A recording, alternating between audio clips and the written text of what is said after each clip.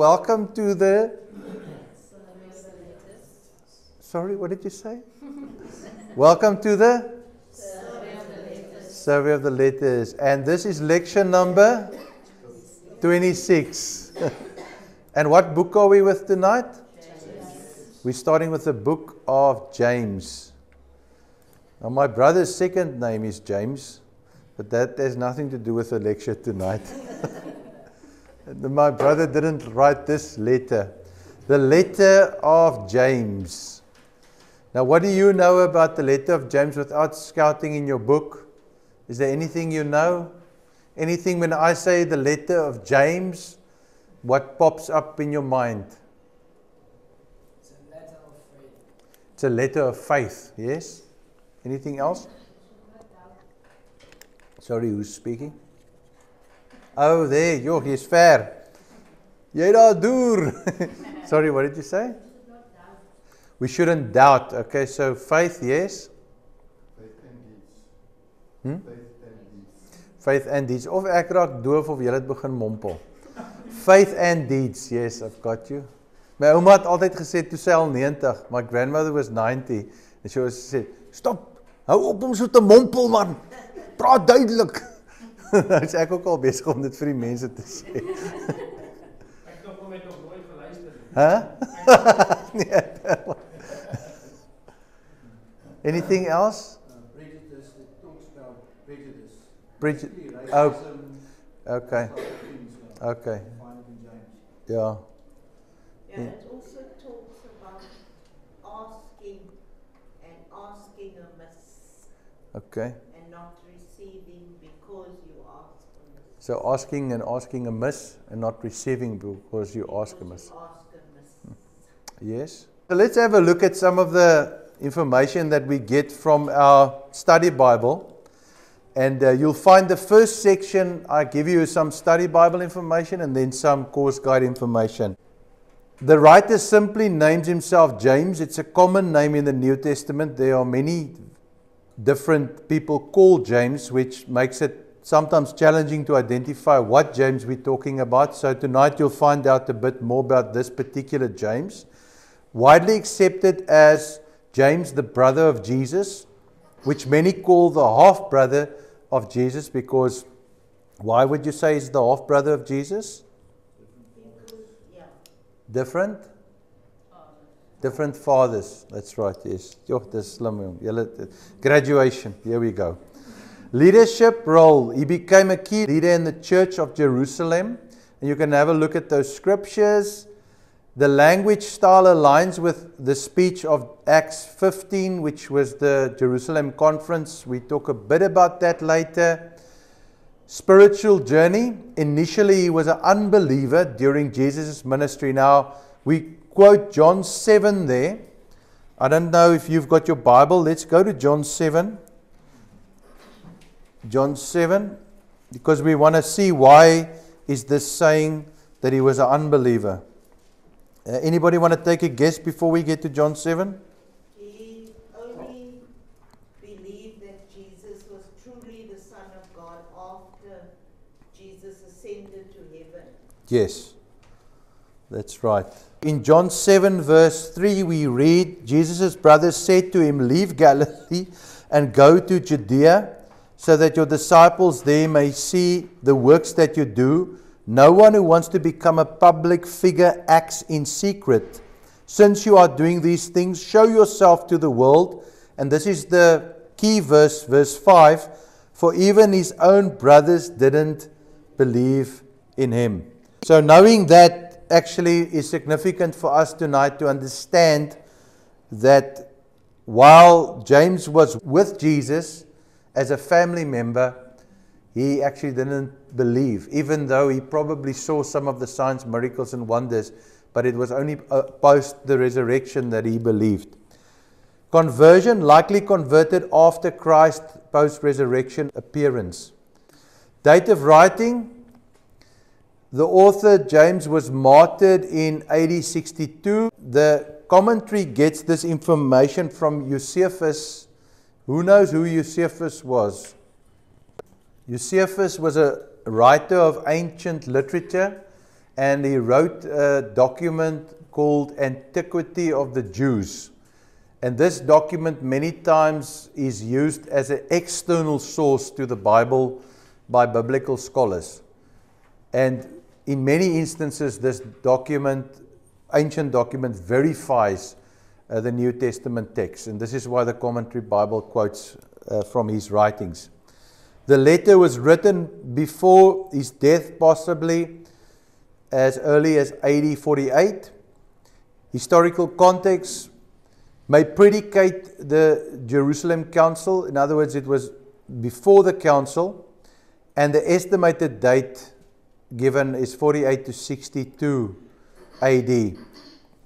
Practical focus in the book, there's an emphasis on Christian duty over just doctrinal debate. In other words, application of the word. Rebukes neglect of essential Christian responsibilities, explores the nature of faith or genuine faith through lived obedience, urges believers to validate their experience with Christ. This means that you are actually living what you are talking. So James is talking about practical Christianity that is a physical light that shines, that people can actually see, and highlights the real world ethics, I'll say. Practical emphasis focuses on godly living, not just theological speculation, and commands dominate 54 clear directives in 108 verses. So this book was totally written as a practical letter so that people could actually read it and apply it. James writes as a bondservant of God, supervising fellow servants. He uses imperative language 7 times to highlight key instructions. Again, we're talking about instructions, and presents a robust model of Christian ethics comparable to any in the New Testament. Just an outline, and you can use that as you read the book this week to understand what you are reading about. We've got practical religion and trials. We've got practical religion and God's Word. We've got practical religion and human relationships, practical religion and speech, practical religion in worldliness, practical religion and business affairs.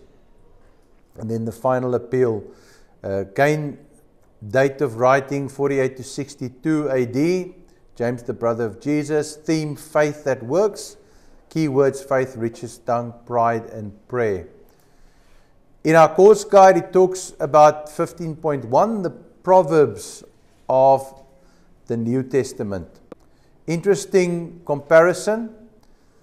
It's often called the Proverbs of the New Testament for its practical wisdom. So you can go into the book of James and you can find things there that's very practical.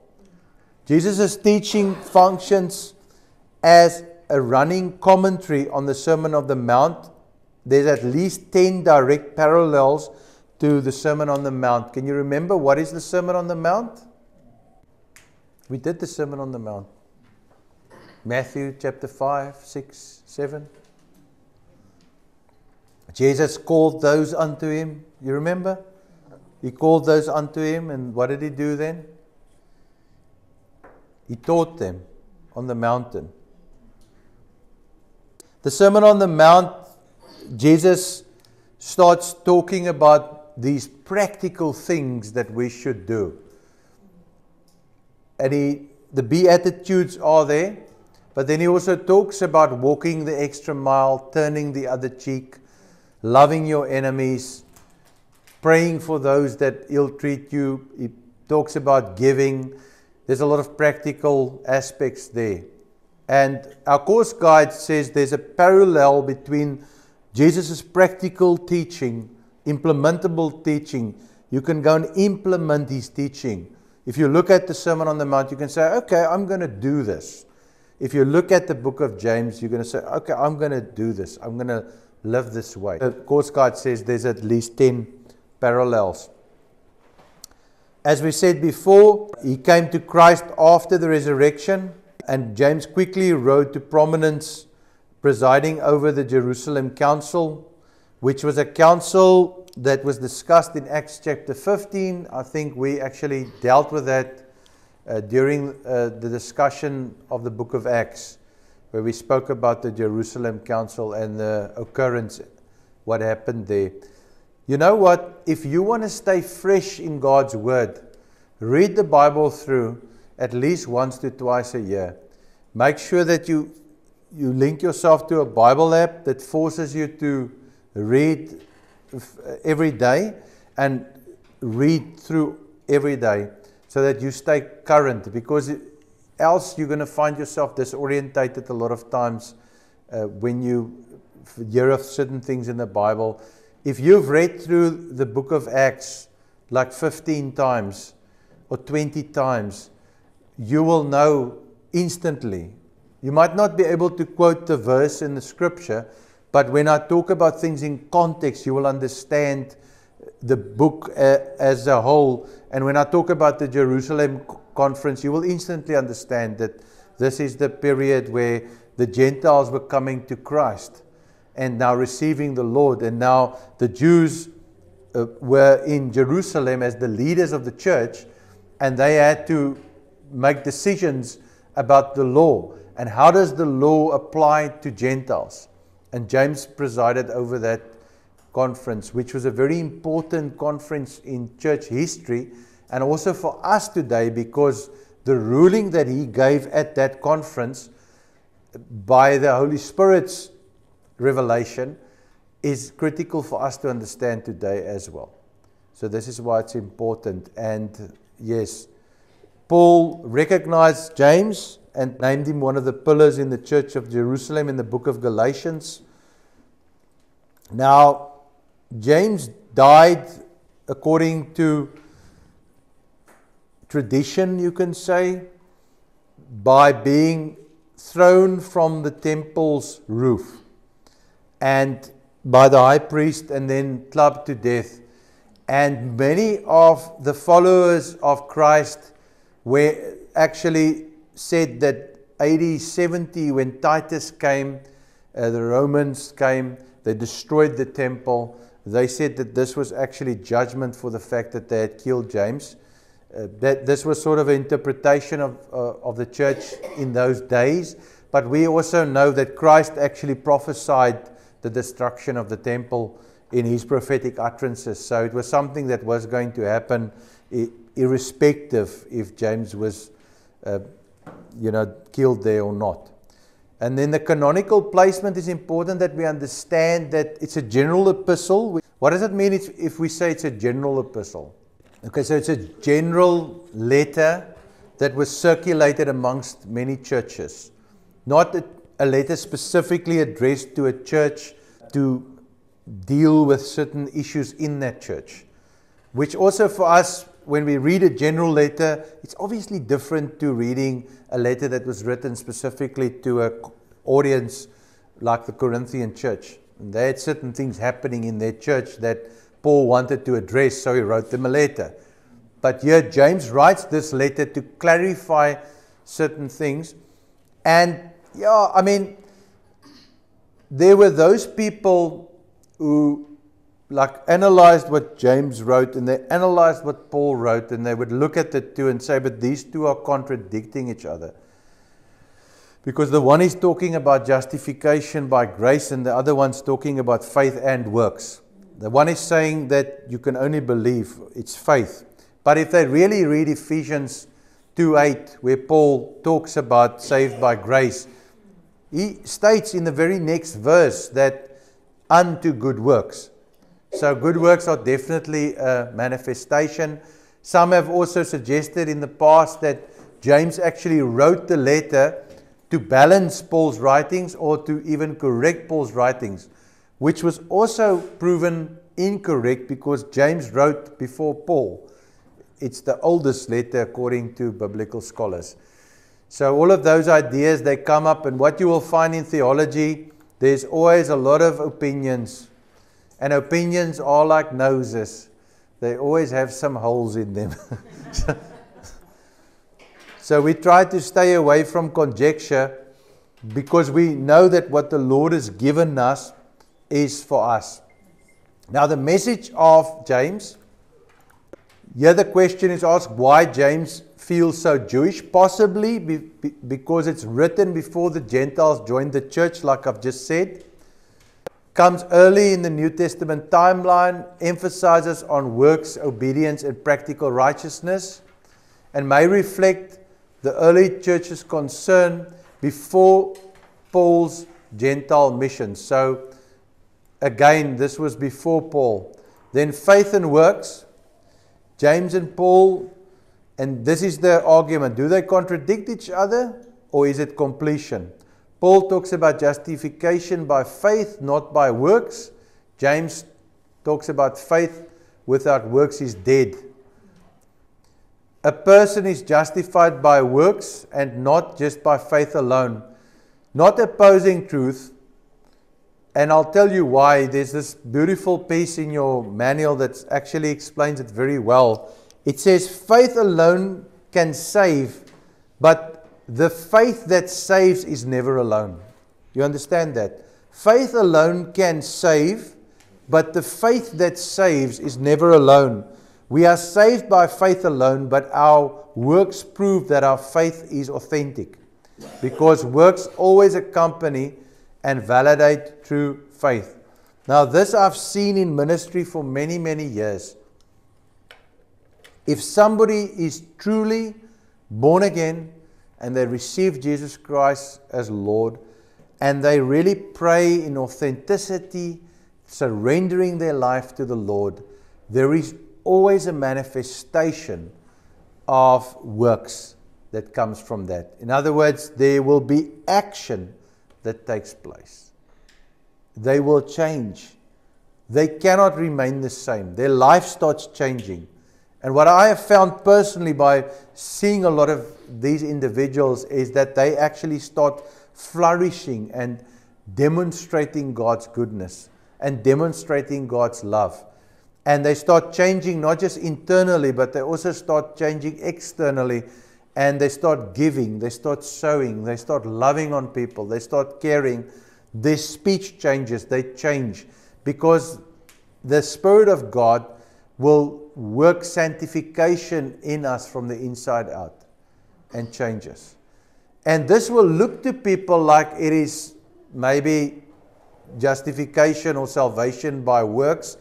People will look at that and say, you know, what I'm seeing here is an improvement in performance, but that performance improvement is just because of the working of the Spirit of God inside of that person. From the inside out, that transformation takes place. And that is what we see with authentic salvations. There's a lot of head salvations where people receive the Lord because they're scared, or some of their family members want them to receive the Lord, but you don't see any fruit that's accompanying that salvation. And then many times you can identify that this has not really been a total conversion. So keep that in mind as you study the book of James. James' focus, the heart behind the action, concerned with motives, not just behaviors, echoes Jesus' teaching, blessed are the pure in heart. And also trials and temptation reveal what is inside. We will talk about that as we read a bit in James chapter 1. Two kinds of temptation.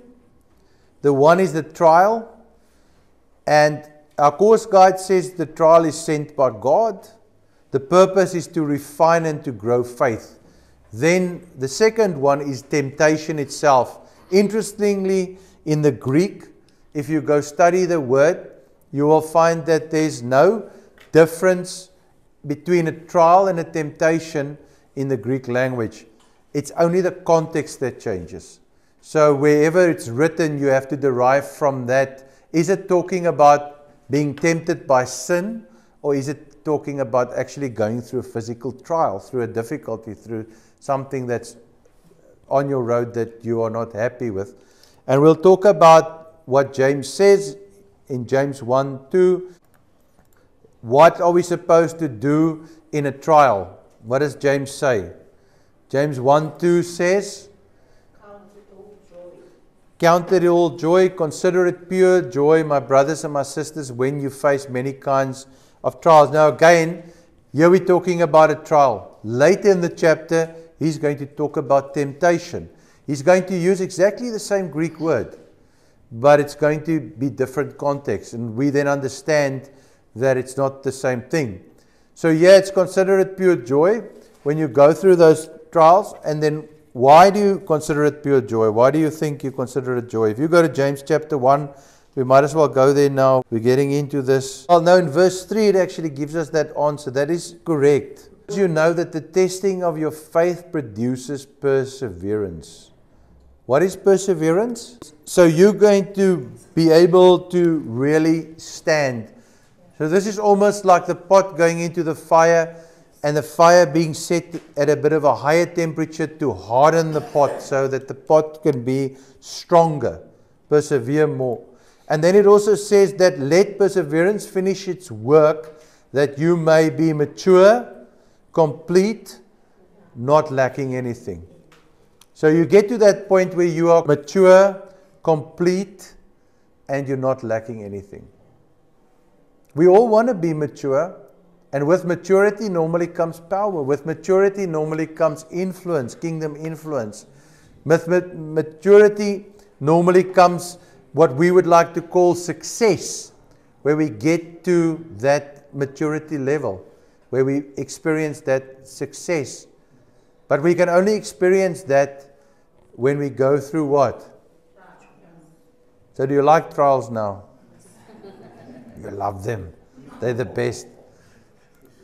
And then, interestingly enough, it says if anyone lacks wisdom, he should ask God, who gives generously to all without finding fault, and it will be given you. He says, ask that wisdom. So I was intrigued by this statement because for me it was like wisdom. Why would you want wisdom in a trial? Wisdom to suffer better, wisdom to feel better. Why would you want wisdom? And when I went to go look at the Greek word used here is Sophia. And it's not somebody that stays next to you. It doesn't simply mean intellectual knowledge or cleverness. It refers to spiritual discernment. And here is what it says. It's the ability to see life from God's perspective and respond accordingly. And that's powerful for me. That makes the trial seem different because now you think to yourself, I'm in a trial and I'm seeing it from my perspective.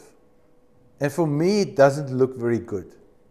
But I can't see where this trial is going to end. And if you look, for instance, Joseph, he's got this dream, then he's in the pit. It's a trial.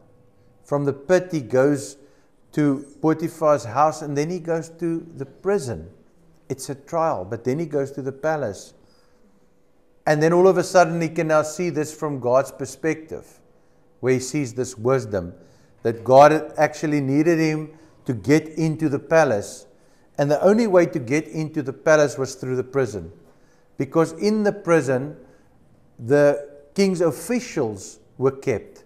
And those king's officials who were in the prison, one of them which died, the other one could actually go tell the king, listen, there's a man in the prison that's going to be able to interpret your dream for you. So if he didn't go to the prison, he would never have gone to the palace. And from God's perspective, if you're looking at life from God's perspective, the years that Joseph suffered in the prison was worthwhile in terms of the restoration that came from the palace side, where he could be a deliverer for all the people, not just the people of Israel, the Hebrew people, but for all the people, because there was a great famine. And Joseph was instrumental in feeding all of those people. When we look at trials, a lot of times we want things solved. We want things to happen our way. And when we think of wisdom, we don't think of the ability to see it from God's perspective. We're always looking from our own perspective. What do we want? It was so interesting when we were in Cape Town. Before Matt Redman came up at the worship event that we were at, a lady spoke. And this lady got up there, she said, I was a pastor's wife and we didn't have money. And I wanted to go to a Michael W. Smith concert. So I asked the Lord to give me a ticket for the concert. And I really trusted the Lord in faith. And the day of the concert, I had not yet received the ticket. So she said, I ended up going to the concert in any ways to stand outside there in faith to wait for my ticket to get into the concert. But she still didn't get a ticket. But then somebody was packing off boxes off a vehicle, and she saw this and she went to go help with the boxes. And she was carrying the boxes in, and she took it in, and then when they started unpacking the boxes, it was merchandise, Michael W. Smith merchandise. And then she saw this, and the lady who she assisted with the boxes said, listen, don't you want to help me just sell this stuff? And then you can go in half the show and I'll go in half the other show.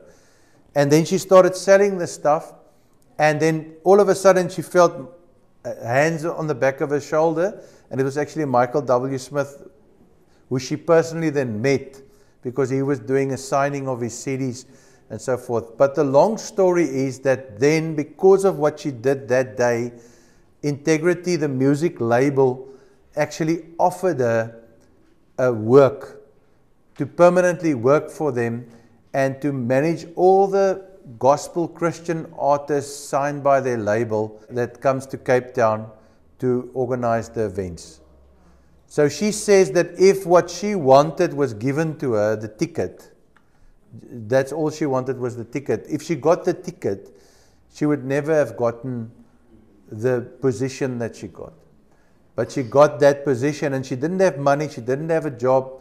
They were battling, and all of a sudden she had finances, and she was talking to the head of this big record label who has signed all these artists like Michael W. Smith and Matt Redman and all these gospel artists. And that's just the story of how things sometimes works in a different way than we see. So when we read James chapter 1, we can see this wisdom of enduring under that trial and standing. But then it carries on in verse 6, like my sister said tonight, but when you ask, you must believe and not doubt, because one who doubts is like a wave in the sea, blown and tossed by the wind. That person should not expect to receive anything from the Lord. Such a man is double-minded and unstable in all that he does. We have to, when we ask the Lord, whether it's for wisdom or anything else, we have to look at the promises of God's word, and we have to then securely make a decision in faith that we are going to trust the Lord and not be double-minded about it. I always get this picture of somebody who is en route to a destination in a ship, and then they just sail a bit towards the destination, and all of a sudden they're unsure. Is it really there? You know, is it not there? Maybe I've gone the wrong direction. And then maybe they start sailing back again. And then they think, but maybe it's that way. Then they start sailing there again. And then, maybe not. And then they go this way. And many people in their ministry, in their business, in their occupation, this is how they live. Doubting and unstable in everything. And all they're doing is just covering ground. They're not getting to any destination, not achieving any results, because they're constantly shifting and changing. So we have to really be careful that we are not swayed by emotions and by naysayers and people who sow doubt in our hearts all the time, but that we stand upon God's promises and that we stick to what the Spirit of God has told us to do. So many people in church life, they're constantly unstable because they're jumping around. They get offended, they get angry, they get disappointed, and they're just always changing direction. And the fact is, if you don't work at anything long enough, it can't work. You have to commit yourself to something and say, listen, I believe and I'm going to make this work. I'm going to stand upon God's word. Anything that the Spirit of God raises up in your heart is sustainable, not by you, but by the power of the Spirit that works through you. I started playing my guitar when I was 17 years old as a drug addict, and I led worship for probably 28 years without almost missing a service because I knew it. And people would say to me, but isn't it difficult, you know? And it's not difficult when you're doing what God called you to do. I've now been on radio for 10 years, going in and preparing my messages every week. Where do you get all the messages, people ask me? Well, how do you get it? It's not. We've been doing Bible school now for 7 or 8 years. We hear every week. We do it. Why? Because it's something that the Lord has put on your heart. You're not going to start a class and have 3 lectures and then, you know what, let's just give up and let's try something else again. The Lord's not confused about what He wants to do. So you need to, if you don't know what to do, you need to then really pray and fast and press in and get to that point where you know what to do, because else you are going to be unstable in all your ways. And every time you fail, every time you give up, it has consequences. And it causes you to be set back a bit in terms of your life and your goal and your purpose. So we have to be very careful for that, because it's the flesh a lot of times that gets to that place where we not comfortable with where we're at, so then we want to change again. Also, when you go through things in your life, trials, and they don't work out the way you thought. Maybe even theologically you believe in certain things, but those things are not functioning, or they're not happening the way you thought they would. Don't go and change your theology to fit your circumstances. God's word is always the truth. And if things have not worked out the way you thought they would work out, there's probably a reason for that you don't understand or see. Many times when I've been confused about things and I've thought to myself, I don't know how this happened, and I don't know why it happened, and I didn't know at that stage, I would just accept God as a good Father. And the relationship I have with my Father is so strong that I could just say, Lord, you know what? I don't understand this, but you're my Father. You're good. Your word is sure, and it doesn't return void to you. So I believe you. I believe in you. I believe in your goodness. I believe in who you are, in spite of what I've seen. And then many, many times through the years, I've gone through things, and then later only the Lord revealed to me why that happened, what happened, why that situation went in that direction. But most of the time when people go through stuff and they don't understand it, they try and figure it out, and if they can't get it figured out, they either get into what I call, they allow seeds of disappointment to start growing in them, to a point where it starts theologically confusing them to a place where they're confused. And then they say to themselves, well, I don't know what I believe anymore. And that's exactly where the devil wants you. Because that is where he can have the most success in your life, is when you waver. When you're like a ship on the sea and you are just dobbering around, and every wind that comes, every gush that comes just pushes you to the one side and to the other side. So we need to really take that to heart tonight and really be careful. Another interesting aspect that we want to just talk about is temptation. What is called the anatomy of sin. So anatomy of sin, you pull it apart.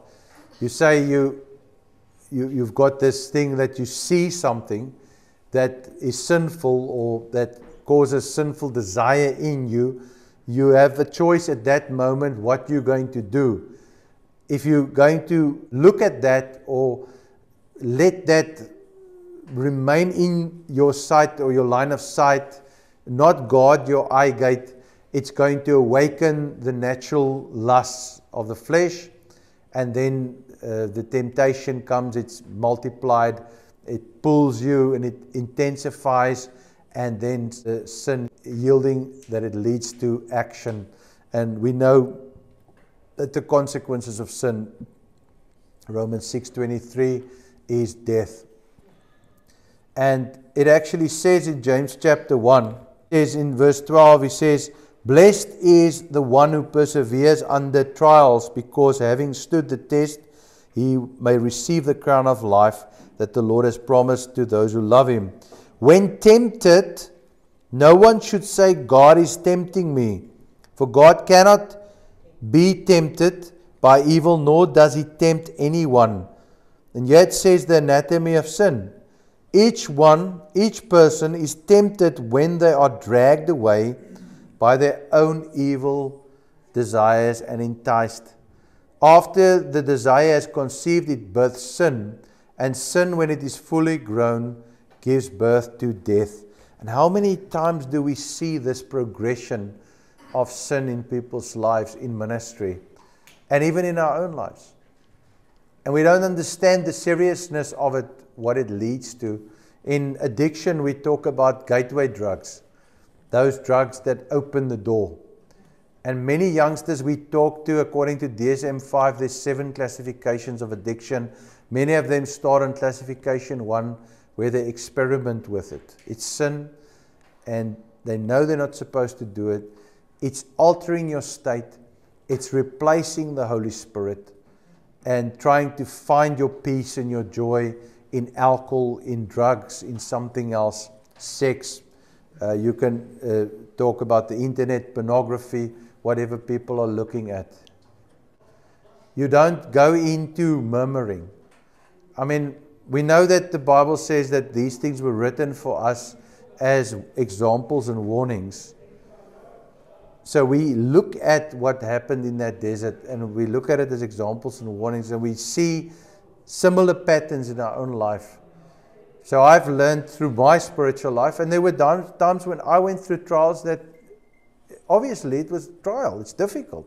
You lose your job, you go home, you don't have an income. You don't know where you're going to get a job. You trusted your employer to pay you. Now he's not going to pay you anymore. Now you have to turn to your Heavenly Father. And you have to believe that somehow this is going to turn around for the good. And in 35 years, I've never, ever seen him fail me. Not once. I've heard people in counseling sessions tell me that they were failed by God, but they were failed by themselves because their faith failed. They were in sifting and they probably just didn't believe. They probably turned the wrong way. Some of them murmuring, getting rebellious with God, getting angry at God, trying to push their finger up to heaven and tell God how to run the universe. But I've never seen him fail me, not once. And I've been through some very difficult situations that were humanly impossible to solve. But I've never seen him fail me, and he won't fail you. But you have to get that revelation. You can't get it in Bible school. You can't sit here and get it tonight. This is something that's between you and God like this. It's from relationship. It's not going to come here in Bible school. Here we're going to share things, and some of it will make sense, some of it won't make sense, and you might hear something nice. But what do you do during the week? What do you do every day of your life? I can promise you, if you're honest with God, if you spend time with the Lord, you spend time in the Word, you spend time praying, and you spend time just talking to your Father, whatever that means to you, just to communicate with Him, He will guide you into victorious living. Yes, you will go through a trial. Yes, you will face things that you don't want to face. On this earth, you will have trouble. Jesus said it in John 16:33. He says, in this world you will have trouble. You will have tribulation. But take heart, I have overcome the world. So we will always have issues, but we will always see the victory in those issues. And that's what we stand upon. So getting back to the anatomy of sin, we've got sight, desire, temptation, sin, and death. Now, my personal opinion, and as I say, the manual might even disagree with what I say. For me, I can just say what I believe, and this is that God uses the trials. But personally, and I mean, like I said, I'm not going to teach this as a theology to you guys, but I believe that God uses the trials to grow us, but I personally don't believe that He actually causes the trials. Not my personal belief, but there are people who believe it, and I'm not going to argue with them if they believe it. There's actually a lot of people that believe God causes the trials, but I don't believe it. I believe that He uses the trials to grow us, and we must personally resist internal temptation. In fact, we must run away from all forms of temptation so that we don't allow temptation to get us, because temptation is like a stronghold that comes and it grabs you and then it doesn't let you go. Once you get tempted and you go through this progressive process and you start getting into sin, sin enters in, you'll find your heart starts hardening more, you start living differently, and then progressively your life becomes worse and worse and worse, and then you start seeing other things enter in, and by the time you realize it, you totally cool down. As a Christian, you totally lukewarm. And you know what the Bible says in Revelation is going to happen to lukewarm Christians? James 1 verse 16, do not be deceived, my brothers and sisters. Every good and perfect gift comes from above, from the Father down, from the heavenly lights, who does not change like the shifting of shadows. He chose to give us birth through the word of truth, that we may be a kind of first fruit created. Then we go down to verse 19. My brothers and sisters, take note of this. Everyone should be quick to listen, slow to speak, and slow to become angry, because human anger does not produce righteousness that God desires. Therefore, get rid of all moral filth of evil that is so prevalent, and humbly accept the word planted in you, which can save you. Do not merely listen to the word and so deceive yourself. Do what it says. Anyone who listens to the word but does not do what it says is like someone who looks at his face in the mirror, and after looking at himself, he goes away and immediately forgets what he looks like. But whosoever looks intently into the perfect law that gives freedom and continues in it, not forgetting what they have heard, but doing it, they will be blessed in what they do. So, and then it continues there, just telling us that religion that God the Father accepts as pure and faultless is to look after orphans and widows in their distress. So here it talks about us and how we react, how we speak, and also how we look at God's word and what our reaction is if we look in the word of God. He says it's like looking in a mirror and looking at the word, and then what do you do after you've seen it? Do you look at your face and then you forget what you look like? Or do you go and actually implement that word in your life? So as we can see here in the book of James, there's a lot of practical aspects that we're going to be covering. Again, I want to ask you guys to read through the book, to work through the book with us as we go through all the chapters from 1 straight through to 5, and to just do a study so that you can also, when we have these class discussions, you can also participate. I believe that God wants to use this as an opportunity for us to really look at ourselves in the mirror of God's word and to see where we're really at. And then once we've seen that, we know how to rectify. But if you see your hair is like this and you look in a mirror and you want to fix it, you can move it that way.